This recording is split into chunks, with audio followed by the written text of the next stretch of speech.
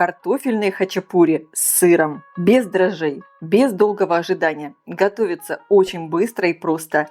Получаются мягкие, сырные и невероятно вкусные. Для приготовления картофельного теста мне понадобится. Здесь у меня примерно 600 граммов очищенного картофеля. Поставлю его отвариваться. Разрезаю на средние кусочки.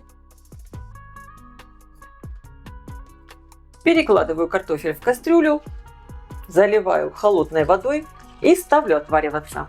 Картофель сейчас я не солю. Картофель отварился.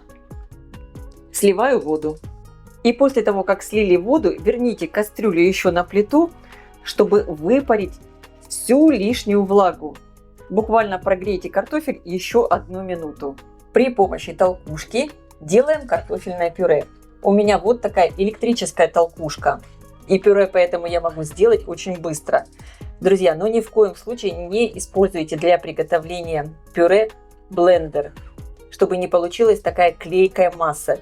Иначе вы просто не сможете сделать из этого картофеля тесто. Оно все время будет плыть. Просто хорошо разомните толкушкой. У меня получилось вот такое очень нежное картофельное пюре. Перекладываю его в миску. Так оно будет быстрее остывать. Так как готовить картофельное тесто надо из уже остывшего картофеля. Кстати, вполне для рецепта подойдет и вчерашнее картофельное пюре. Так как картофель я предварительно не солила, когда отваривала, сейчас добавляю в него соль. И также можно добавить любые специи по вашему вкусу. Я добавлю только сушеный чеснок. И теперь хорошо все перемешиваю.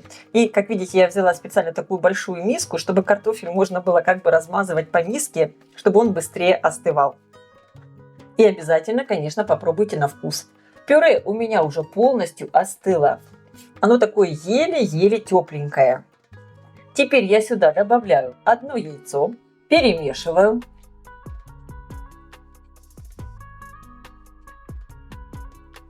И постепенно всыпаю муку. Мука у меня уже просеянная.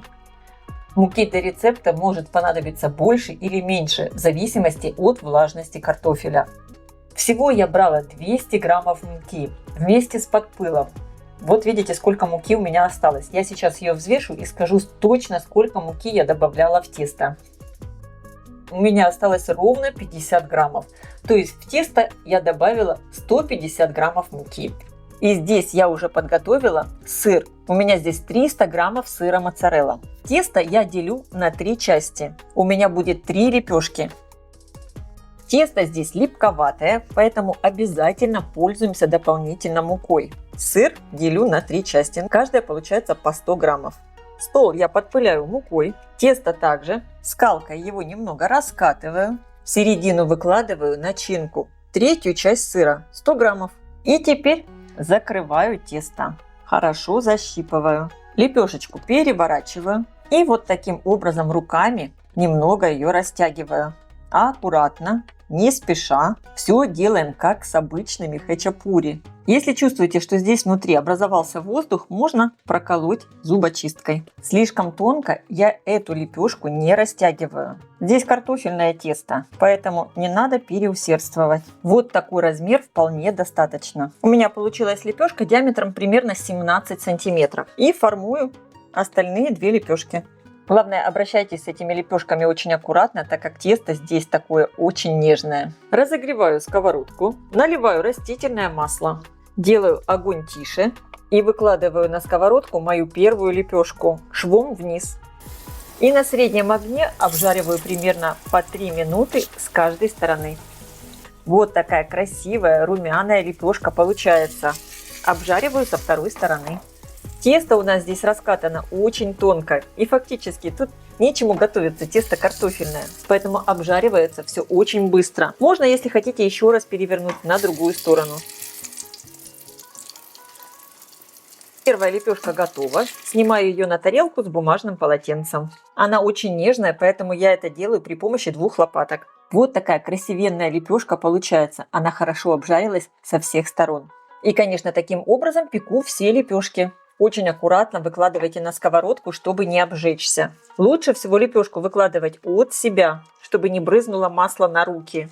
Вторая лепешка готова. Я ее также снимаю на бумажное полотенце. Красавица. И последний хачапури уже готов. Эти картофельные хачапури получились просто потрясающие. Обязательно их приготовьте, это так вкусно.